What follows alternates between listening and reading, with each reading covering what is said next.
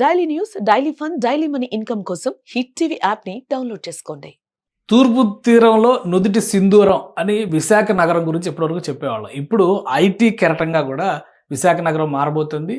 ఇటు గూగుల్ ప్రతిష్టాత్మక ఒప్పందం డేటా సెంటర్ల విషయంలో, అటు అదానీ పేరు, అలానే రిలయన్స్ డేటా సెంటర్స్, దేశానికి సంబంధించినటువంటి ప్రతిష్టాత్మక సంస్థలు సిఫీ దగ్గర నుంచి అనేక సంస్థలు ఎంటర్ కాబోతున్నాయి అనేది ఒక క్లారిటీ. వీటితో పాటు జాతీయ సంస్థలు, మన దేశంలో ప్రతిష్టాత్మక సంస్థలుగా పేరొందినటువంటివి కూడా ఐటీ రంగంలో సేవలు అసెంచర్ లాంటివి, టీసీఎస్ లాంటివి అక్కడ అడుగు పెడుతున్నాయి. ఆల్రెడీ కొన్ని సంస్థల ఆపరేషన్స్ కూడా ప్రారంభించిన ఇటీవల జరిగినటువంటి కార్యం. ఇప్పుడు అమెజాన్ విశాఖలో అడుగు పెట్టడం ఖరారు అయిపోయింది. అమెజాన్ సంస్థ గురించి అందరికీ తెలుసు. మనం అమెజాన్ అనగానే చాలామంది అమెజాన్ ప్రైమ్ వీడియోస్ దగ్గర నుంచి బోల్డన్ని ఉపయోగిస్తాం. మనం డేటా స్టోరేజ్ సెంటర్స్ దగ్గర నుంచి చాలా ఆపరేషన్స్లో, డేటా సర్వీసెస్ దగ్గర నుంచి చాలా ఆపరేషన్స్లో అమెజాన్ చాలా ప్రతిష్టాత్మకమైనటువంటి సంస్థగా ఉంది. ఇప్పుడు అమెజాన్ ఎస్టీపీఐ ద్వారా విశాఖలో ఆపరేషన్స్ను ప్రారంభించడానికి రిజిస్ట్రేషన్ చేసుకుంది.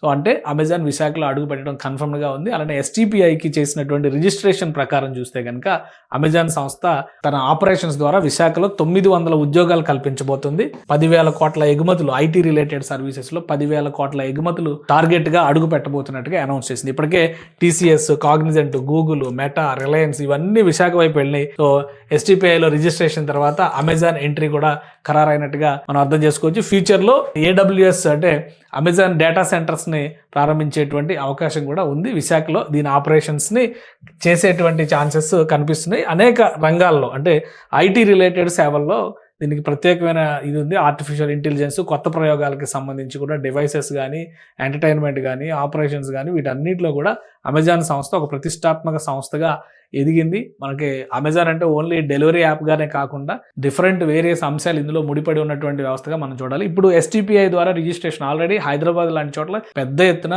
తన మ్యాన్ పవర్ని, తన ఆపరేషన్స్ని అమెజాన్ సంస్థ నిర్వహిస్తుంది. ఇప్పుడు విశాఖకు విస్తరిస్తుంది. ఒక 900 మందితో, ఒక 10,000 కోట్ల టార్గెట్తో అడుగు పెడుతుంది. ఫ్యూచర్లో గూగుల్ సర్వీసెస్ మొదలైన తర్వాత గూగుల్కి సంబంధించినటువంటి ఏఐ డేటా సెంటర్ల ఆపరేషన్స్లోకి వచ్చే తర్వాత అక్కడ ఎకో సిస్టమ్ డెవలప్ అయ్యే దాన్ని బట్టి అమెజాన్ కూడా అక్కడ డేటా సెంటర్స్ ఆపరేట్ చేసేటువంటి అవకాశం కాబట్టి తూర్పు తీరపు సింధూరం అని చెప్పాం కాబట్టి ఖచ్చితంగా ఆ పదానికి తగ్గట్టుగానే విశాఖలో రాబోయే రోజుల్లో పెద్ద ఎత్తున సాఫ్ట్వేర్ రంగంలో ఒక విప్లవాత్మకమైనటువంటి మార్పులు చూసేటువంటి అవకాశం కనిపిస్తుంది. ఆంధ్రప్రదేశ్ ప్రభుత్వం అంతర్జాతీయ సంస్థలు మరిన్నిటిని విశాఖకు తీసుకురావడం ద్వారా దాన్ని ఒక గ్లోబల్ డెస్టినేషన్గా మలచాలి. ఎందుకంటే 3 ఏళ్లలో గూగుల్ సర్వీసెస్ మొదలయ్యే లోపు అక్కడ ఎకో సిస్టమ్ మొత్తం మారిపోవాలని ఏపీ గవర్నమెంట్ టార్గెట్ పెట్టుకుంది. దానికి తగ్గట్టుగానే దిగ్గజ సంస్థలు విశాఖ వైపు ఆసక్తి చూపిస్తున్నాయి.